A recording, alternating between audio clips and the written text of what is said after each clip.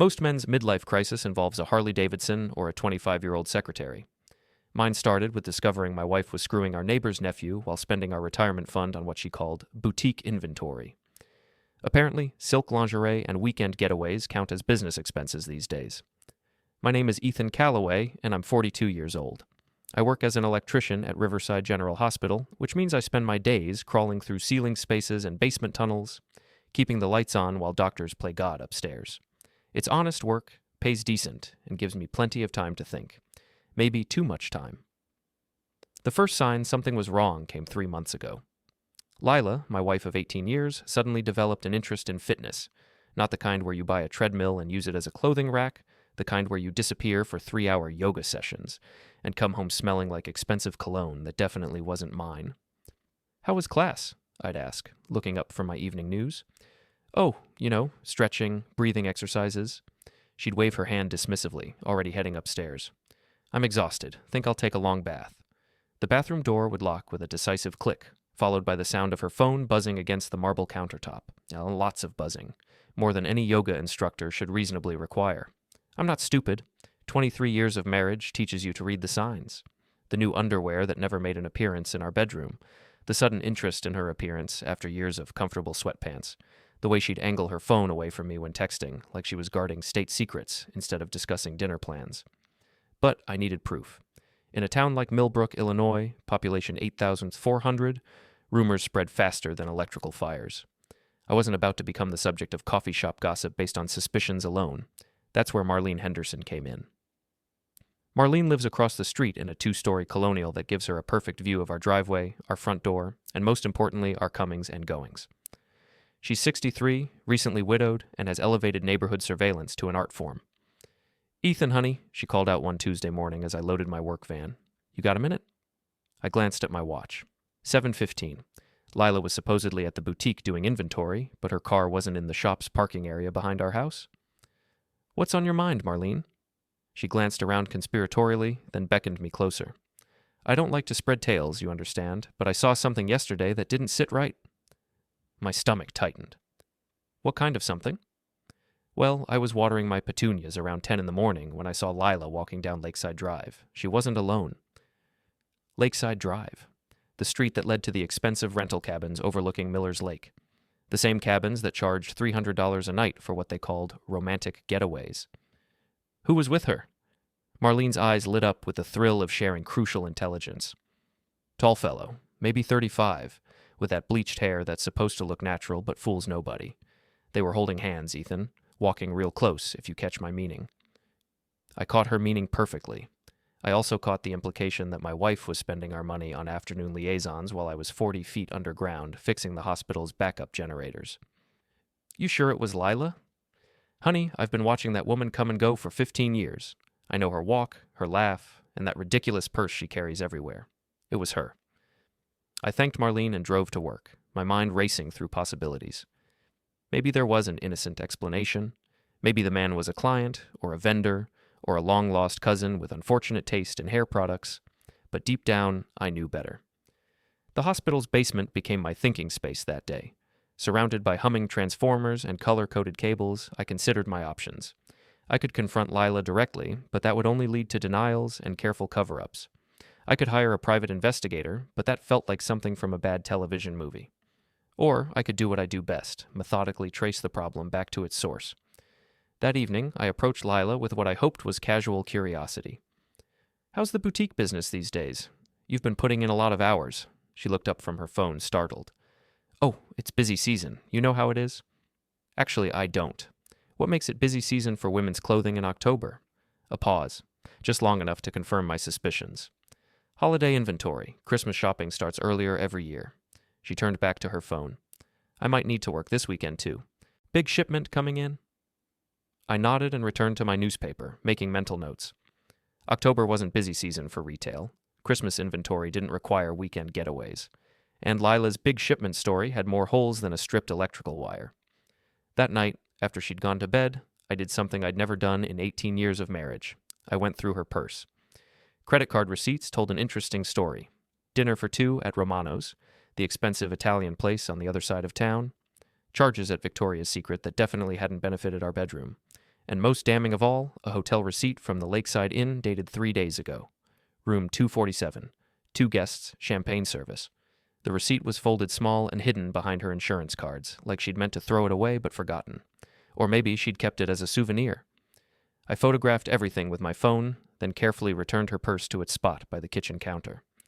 Upstairs, Lila slept peacefully, probably dreaming about her tall, bleached-hair boyfriend and whatever future they'd planned together. But she'd made one crucial mistake. She'd forgotten that electricians are natural problem solvers. We trace circuits, identify faults, and fix what's broken. And sometimes, when the system is too damaged to repair, we shut off the power and start over. The next morning brought unseasonably warm weather and a text message that changed everything. "Ethan, it's Marlene. You need to see this. Come over when you get a chance. I have pictures." I was supposed to be at the hospital by 7, but some things take priority over routine maintenance. I knocked on Marlene's door at 6:45, coffee mug in hand, prepared for whatever evidence she'd gathered. "I felt terrible after yesterday," she said, leading me to her living room window. So I decided to keep an eye out, just to be sure. Her dining room table was covered with printed photographs, the kind you get from those one-hour photo places that somehow still exist. Marlene had apparently spent considerable money documenting my wife's extracurricular activities. The photos told a clear story. Lila and her mystery man entering the Lakeside Inn, the same couple sharing what looked like an intimate lunch at a sidewalk cafe. A particularly damning shot of them kissing in the parking lot behind Miller's Hardware, where anyone could see them. "I used my telephoto lens," Marlene explained proudly. "Harold bought it for birdwatching, but it works just fine for other things." I studied the man's face. Mid-30s, athletic build, with the kind of artificial confidence that comes from spending too much time at the gym. He looked familiar, but I couldn't place him. "Do you know who he is?" Marlene nodded grimly. "Joel Drayton. He's my nephew Karen's boy. Lives over on Elm Street in that rental house with the broken fence. Used to coach soccer at the high school until they let him go last spring." Joel Drayton? The name clicked into place. I'd met him at a few neighborhood barbecues, back when Karen still invited us to family gatherings. Unemployed, arrogant, and apparently skilled at seducing married women with retirement accounts. "How long has this been going on?" "Based on what I've seen, at least 6 weeks, maybe longer." Marlene handed me a manila envelope. "I made copies for you, figured you'd want your own set." I thanked her and drove to work, my mind churning with possibilities. The smart play would be to consult a lawyer, file for divorce, and divide our assets according to Illinois state law. Clean, legal, and civilized. But where's the satisfaction in that? At the hospital, I found myself in the security office, chatting with my friend Dave Morrison about surveillance systems and digital storage. Dave had been head of security for 12 years, and he owed me several favors for emergency electrical work. "Hypothetically," I said, "and if someone wanted to access electronic lock records from a local business, how would they go about it?" Dave raised an eyebrow. "Hypothetically, they'd need either a warrant or permission from the business owner. Why do you ask?" "Just curious about digital security. You know how it is. Everything's connected these days." We talked for another 10 minutes about network vulnerabilities and data protection. Dave mentioned that many small businesses use the same security company, Midwest Digital Solutions, and that their systems were notoriously easy to access if you knew the right people. I filed that information away for later use. That afternoon, I drove past the Lakeside Inn and noted the electronic locks on every door. The kind that keep digital records of every entry and exit, the kind that might provide a detailed timeline of my wife's activities if someone were motivated enough to obtain them. At 5 o'clock, I called Lila to let her know I'd be working late. "Equipment failure in the OR," I lied smoothly. "Could be here until midnight." "Oh, that's fine," she said, a little too quickly. "I'll probably work late too. Inventory, you know." I knew all right. Instead of going home, I drove to Elm Street and parked across from Joel Drayton's rental house. The broken fence Marlene had mentioned was actually a decorative gate hanging from one hinge, giving the property a generally neglected appearance. Joel's car, a red Mustang convertible that screamed midlife crisis, sat in the driveway. At 7:30, he emerged wearing khakis and a polo shirt, hair freshly styled, cologne probably applied with a paint roller. He drove toward downtown, and I followed at a discreet distance. The Mustang pulled into the Lakeside Inn parking lot. 5 minutes later, Lila's silver Honda Accord joined it. I parked behind a delivery truck and watched my wife of 18 years walk hand in hand with her boyfriend into the same hotel where we'd celebrated our 10th wedding anniversary. The irony was almost poetic. They stayed for 2 hours. When they emerged, Joel's arm was around Lila's waist, and she was laughing at something he'd said. They kissed goodbye like teenagers, completely oblivious to the possibility that anyone might be watching. But someone was always watching in Millbrook. That's the thing about small towns. Privacy is an illusion, and secrets have a way of becoming public knowledge. I drove home and spent the evening researching Illinois divorce law, digital evidence requirements, and the professional background of one Joel Drayton. The internet revealed some interesting facts about my wife's boyfriend. He'd been fired from his coaching position for inappropriate conduct with a parent. No details, but the timing matched up perfectly with when Lila started her fitness routine. He'd filed for bankruptcy 2 years ago, been evicted from 3 different apartments, and had a pending lawsuit from his previous landlord. In other words, Joel Drayton was exactly the kind of man who'd see a married woman with a successful husband and a profitable business as a solution to his financial problems. The question was, what did Lila see in him? I was about to find out. That night, I lay in bed listening to my wife sleep, planning my next move. Confrontation was tempting, but premature. I needed more evidence, more leverage, and most importantly, more public exposure. In small towns, reputation is everything. Destroy someone's reputation, and you destroy their ability to function in the community, their business relationships, their social connections, their entire support system. Joel Drayton was about to learn that lesson the hard way. And so was my wife. The beauty of being an electrician is that people trust you with their problems. When Mrs. Patterson's security system started malfunctioning, she called me instead of the company that installed it. When the Riverside Cafe needed emergency repairs on their point-of-sale system, they knew I could fix it without asking awkward questions about warranties or service contracts. And when Dave Morrison mentioned that his cousin worked for Midwest Digital Solutions and might be willing to help with a domestic situation, I knew exactly what kind of help I needed. It's not illegal, Dave assured me over coffee. The lock records are just timestamps. Public information, really, if you know how to ask for it. His cousin, a 20-something computer specialist named Tyler, met me at a downtown coffee shop the next morning. He looked like every IT professional I'd ever met, pale, caffeinated, and slightly suspicious of human interaction. Dave says you need access to some electronic lock data. I slid a folded piece of paper across the table. Lakeside Inn, rooms 247 and 251. I need entry and exit records for the past 2 months. Tyler glanced at the paper, then back at me. This is about your wife, isn't it? Small towns. Everyone knows everyone else's business, even when they are trying to keep it secret. Yeah, it is. Dave told me the situation. Look, I can get you the data, but it'll cost you, and if anyone asks, we never met. We agreed on a price that seemed reasonable for destroying my marriage and probably my wife's business. Tyler promised to have the information by the weekend. That gave me 3 days to prepare the next phase of my plan. On Thursday morning, I called in sick to work and spent the day conducting surveillance. I followed Lila to the boutique, watched her unlock the front door, then drove around to the alley behind our house where she parked. The boutique occupied the ground floor of what used to be a residential garage. Lila had converted it 5 years ago when she decided that Millbrook needed an upscale women's clothing store. The business had been moderately successful, mainly because she was the only game in town for anything fancier than Walmart. But looking at the store with fresh eyes, I noticed things that should have been obvious months ago. The inventory was sparse, consisting mainly of clearance items and outdated styles. The cash register was an old manual model that couldn't possibly track sales data, and most tellingly, there were no customers. I sat in my van for 3 hours and didn't see a single person enter or leave the boutique. Either Lila was running the world's most unsuccessful retail operation, or the boutique was a front for something else entirely. At noon, Joel Drayton's red Mustang pulled into the alley. He knocked on the back door, and Lila let him in immediately. They didn't emerge for 2 hours, and when they did, Lila was carrying a large duffel bag that she loaded into Joel's car. I followed the Mustang to First National Bank, where Joel made a deposit that took unusually long for a man with no visible source of income. Then he drove to an apartment complex on the outskirts of town and disappeared into a unit on the second floor. The pieces were starting to form a picture, and I didn't like what I was seeing. That evening, I confronted Lila with what I hoped was subtle interrogation. "How's business at the boutique? You haven't mentioned any customers lately." She looked up from her phone with the startled expression of someone caught in a lie. "Oh, it's been slow. You know how it is in small towns." "Maybe you should consider online sales, expand your market." "I've thought about it, but the overhead costs—" She trailed off, clearly uncomfortable with the direction of the conversation. "What kind of overhead? You own the building, and the inventory can't be that expensive." A pause. The kind of pause that confirms every suspicion you've been trying to ignore. "It's complicated, Ethan. There are a lot of factors you wouldn't understand." wouldn't understand. After 18 years of marriage, my wife had decided I was too stupid to comprehend basic retail economics. Try me. Look, I don't want to bore you with business details. The important thing is that we're making enough to cover expenses. But we weren't making enough to cover expenses.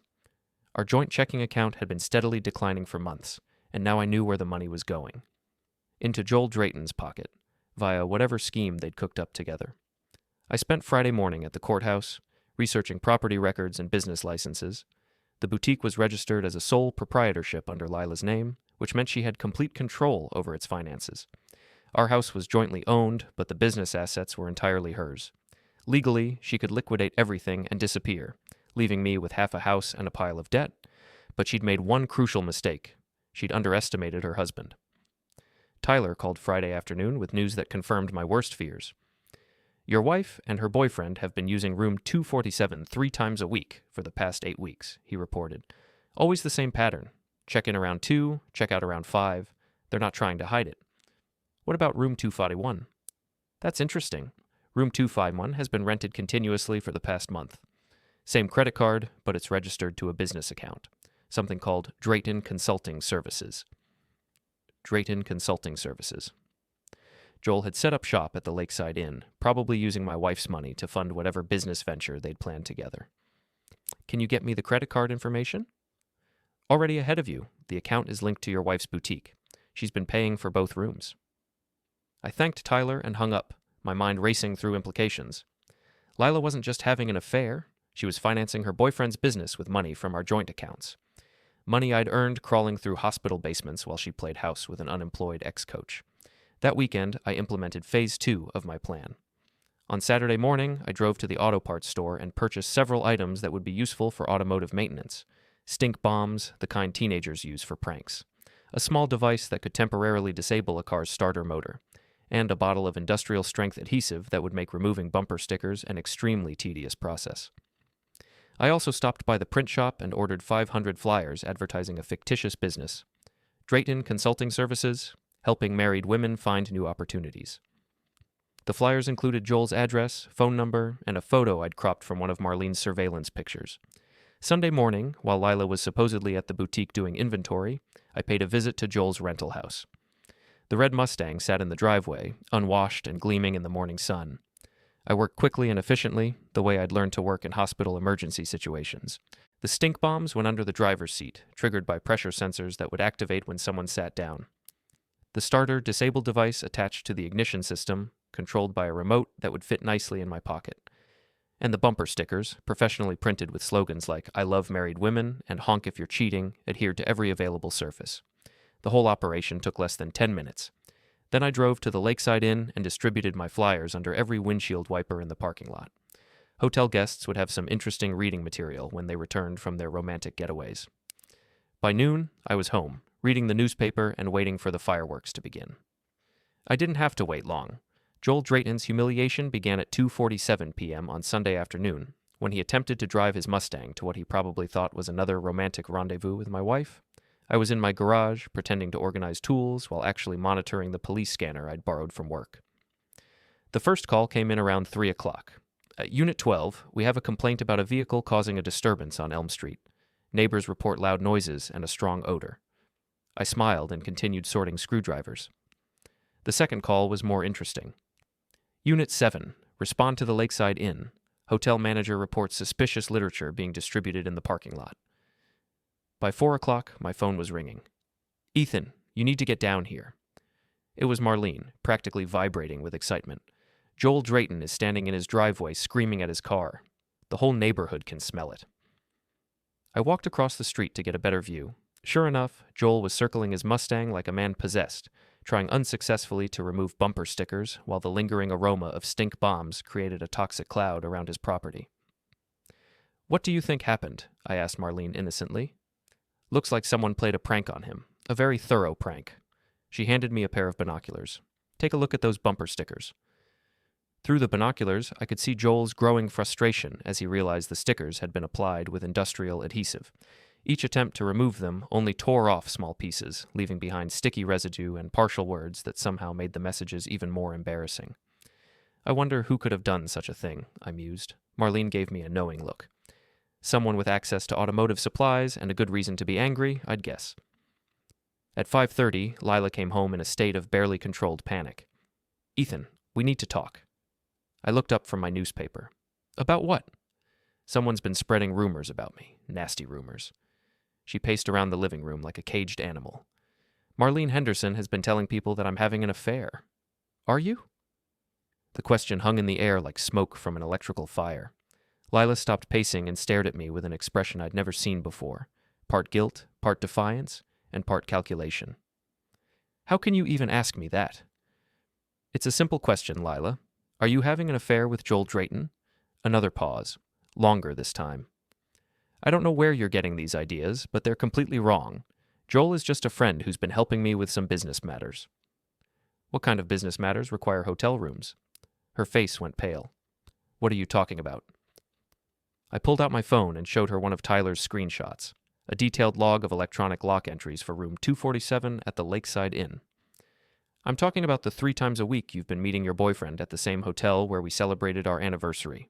I'm talking about the money you've been stealing from our joint account to pay for his consulting business. I'm talking about the fact that you think I'm stupid enough to believe your lies." Lila sank into the armchair across from me, her defiance crumbling into something that might have been remorse if I hadn't known better. "It's not what you think." "Then explain it to me. Help me understand how my wife of 18 years ended up funding her unemployed boyfriend's fake business while lying to my face every single day." She was quiet for a long moment, probably calculating how much truth she could reveal without destroying her position entirely. "Joel and I, we have feelings for each other, but it's not just an affair, Ethan. We're planning something together, something that could be really good for both of us." "What kind of something?" "A business opportunity.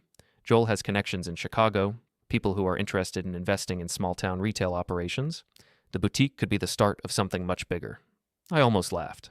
Joel Drayton, the unemployed ex-coach with a bankruptcy record and 3 evictions, had convinced my wife that he was connected to Chicago investors. It was so absurd that I wondered if Lila actually believed it or if she was just desperate enough to pretend. "And where do I fit into this business opportunity?" Another pause. This one told me everything I needed to know. "Ethan, I care about you. I always will. But we've grown apart over the years, and I think maybe it's time we both admitted that our marriage isn't working anymore." There it was. The real plan. Joel Drayton wasn't just seducing my wife. He was helping her dissolve our marriage so they could start fresh with my money and my property. "So you've been planning to leave me?" "I've been planning to be honest with you. There's a difference." "When were you going to get around to this honesty? After you transferred all our assets to Joel's consulting business?"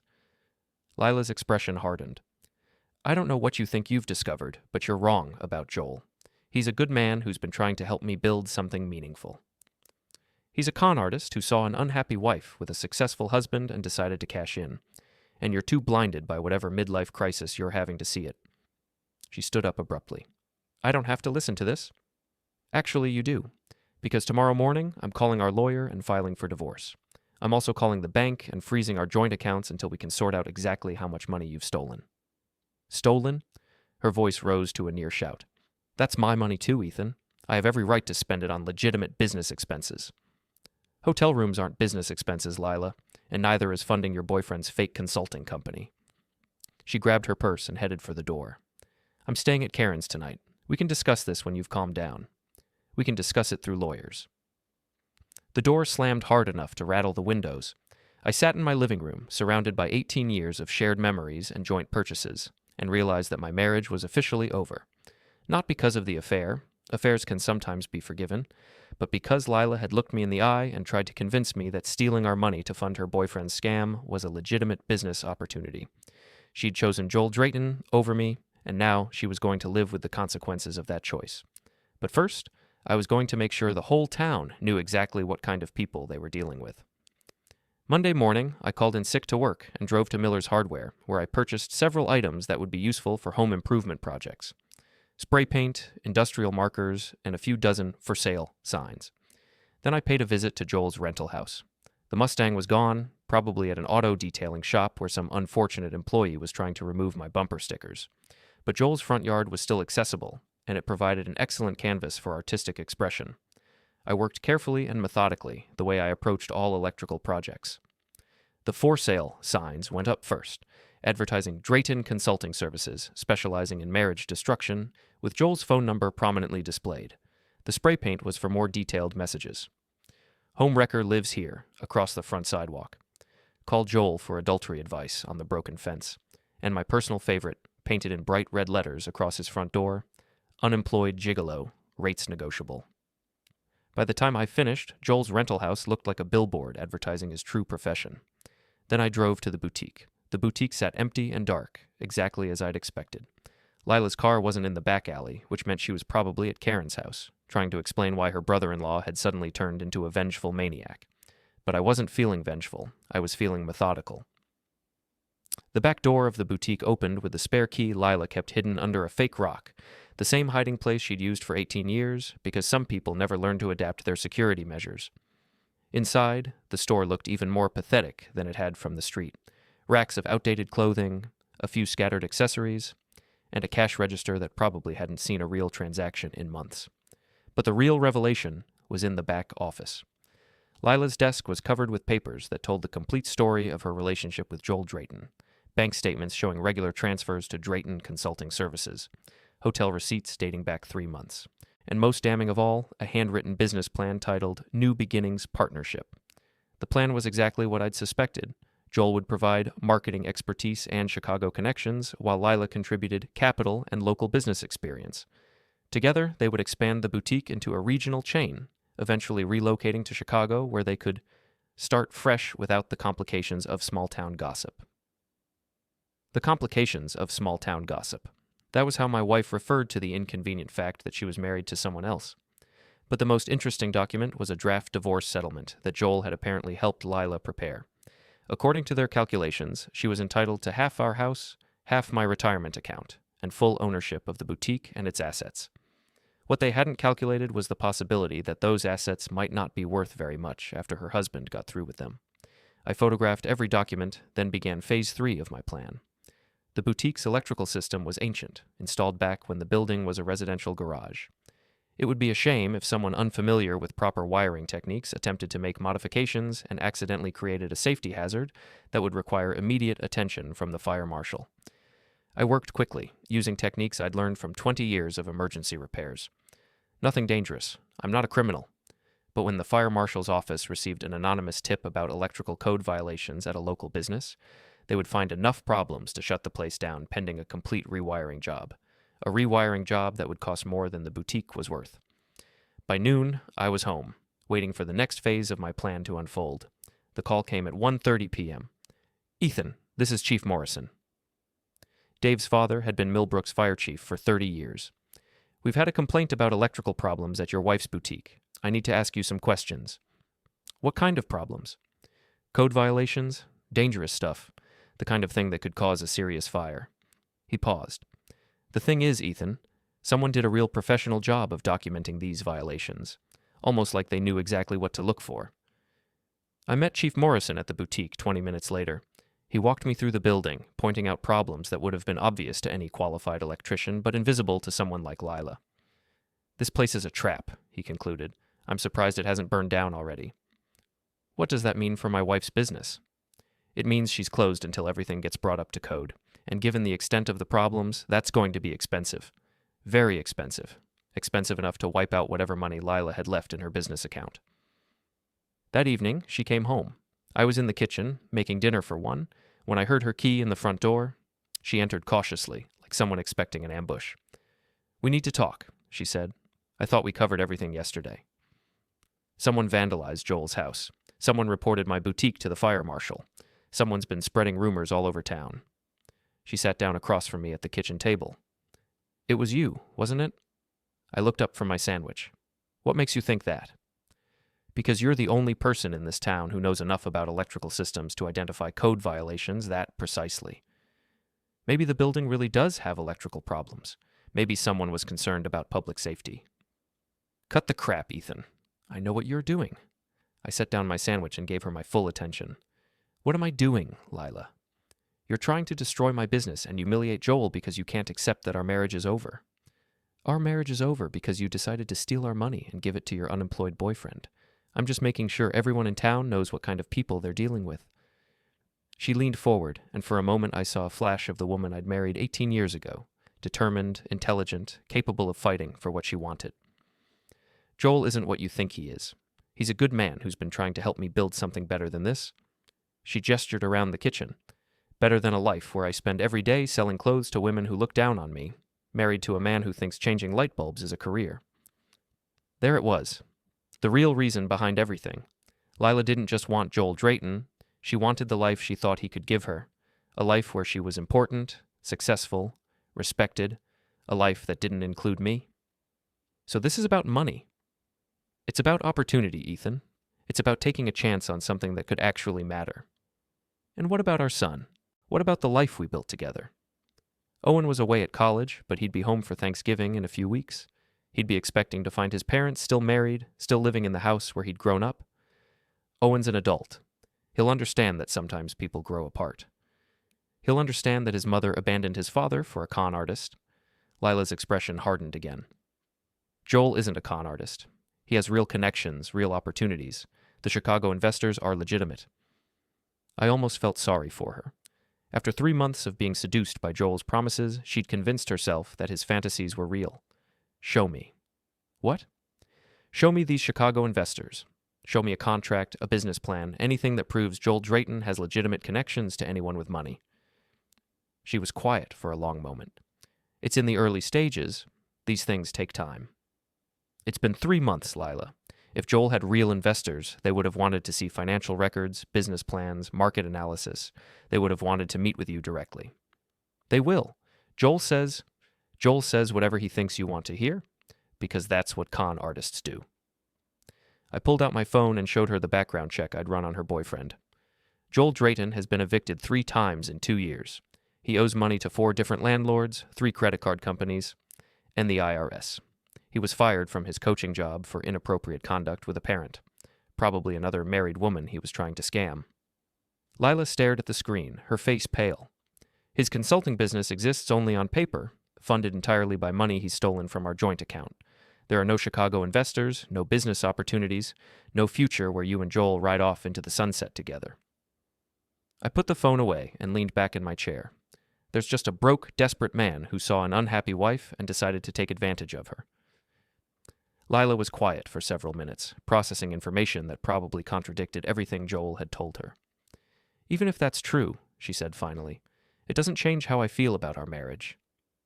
And how do you feel about our marriage? I feel like we've been living like roommates for years. I feel like you don't see me as anything more than someone who cooks your dinner and does your laundry. Maybe she was right. Maybe I had taken her for granted, assumed that 18 years of marriage meant we'd stay together regardless of how much effort either of us put into the relationship.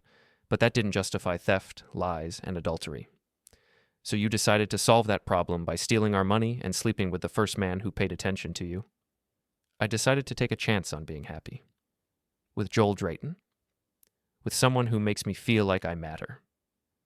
I stood up and walked to the kitchen window, looking out at the neighborhood where we'd lived for 15 years. Marlene's house across the street, the Hendersons' place next door, the familiar landscape of a life I'd thought was permanent. What happens now? I asked. I don't know. Joel thinks we should leave town, start over somewhere else. Joel thinks you should run away. Joel thinks we should go where people don't know our business? I turned back to face her. Joel thinks he can convince you to liquidate whatever assets you have left and finance his escape from the mess he's made here. Lila stood up abruptly.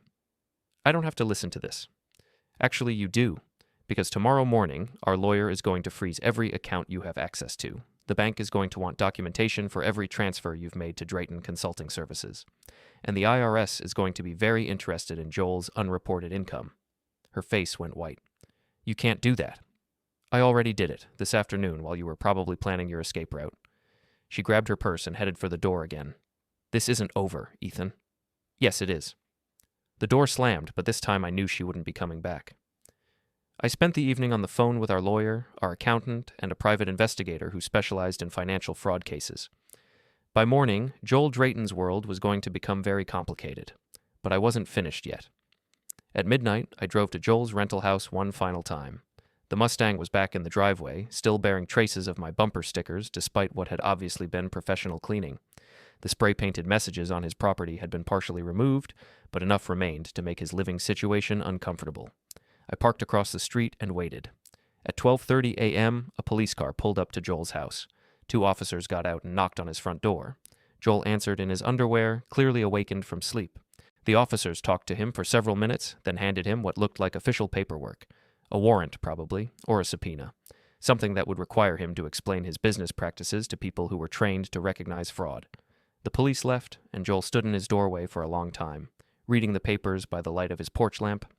Then he went back inside, and 5 minutes later, lights started coming on throughout the house. I drove home, satisfied that Phase 4 of my plan was complete. Wednesday morning brought news that exceeded my expectations. "Ethan, you need to see this." Marlene was practically bouncing with excitement when she called at 7 a.m. "Joel Drayton's house is empty. Moving truck came at 5 this morning, loaded everything up, and left." I walked across the street to get a better look. Sure enough, the rental house was vacant, with a "for rent" sign already posted in the front yard. "Where do you think he went?" Marlene asked. "Probably somewhere that doesn't have an extradition treaty with Illinois." She laughed, then grew serious. "What about Lila?" That was the question I'd been dreading. Joel Drayton was a coward who'd run at the first sign of legal trouble. But Lila was my wife, the mother of my son, and despite everything she'd done, I didn't want to see her destroyed. "I don't know." My phone rang at noon. "Ethan, it's me." Lila's voice was barely above a whisper. "Joel's gone." "I heard." "He took the money. All of it. The business account, everything I'd saved, even the cash I kept in the boutique safe." I wasn't surprised. Con artists always disappear with whatever they can carry when their schemes collapse. "Where are you?" "At Karen's. I don't have anywhere else to go." For a moment, I felt something that might have been sympathy. Then I remembered the hotel receipts, the lies, the business plan that treated our marriage as an inconvenient obstacle to be removed. "What do you want from me, Lila?" "I want to come home." "This isn't your home anymore." "Ethan, please. I made a mistake. I know that now. Joel he wasn't what I thought he was." "No, he wasn't. But that doesn't change what you did." She was quiet for a long time. "I'm sorry," she said finally. "I know you are. But sorry doesn't fix 18 years of marriage, and it doesn't replace the money you stole. I'll pay it back. I'll get a job, sell the boutique equipment, whatever it takes." "The boutique equipment belongs to the bank now, along with everything else you used as collateral for Joel's business loans." Another silence. "I don't understand." "Joel didn't just take your cash, Lila. He took out loans using your business as collateral, loans that you co-signed without reading the paperwork." I'd discovered the loans that morning when the bank called to inform me that Drayton Consulting Services had defaulted on a $50,000 line of credit that was secured by the boutique's assets. "That's impossible. I never signed anything like that." "You signed papers that Joel told you were business partnership agreements. What they actually were was loan applications with you as the co-signer." The sound she made might have been a sob or a laugh. It was hard to tell over the phone. "He really was a con artist." "Yes, he was, and now you're responsible for his debts." I hung up and spent the rest of the day cleaning our house, removing pictures and personal items that reminded me of our marriage. By evening, the place looked like a bachelor's apartment, which I supposed was exactly what it was now. That night, I sat in my living room with a beer and the local newspaper, reading about electrical fires and safety inspections. Tomorrow, I'd go back to work, back to crawling through hospital basements and fixing other people's problems. But for the first time in months, I felt like I could breathe again. My phone buzzed with a text message from an unknown number. "This isn't over. JD." Joel Drayton, apparently, wasn't as smart as I'd given him credit for. Threatening someone via text message creates evidence that law enforcement agencies find very useful. I forwarded the message to Detective Sarah Chen, who'd been assigned to investigate the fraud case against Drayton Consulting Services. Then I turned off my phone and went to bed. Some problems solve themselves, given enough time and pressure. Others require more direct intervention. Joel Drayton was about to learn the difference.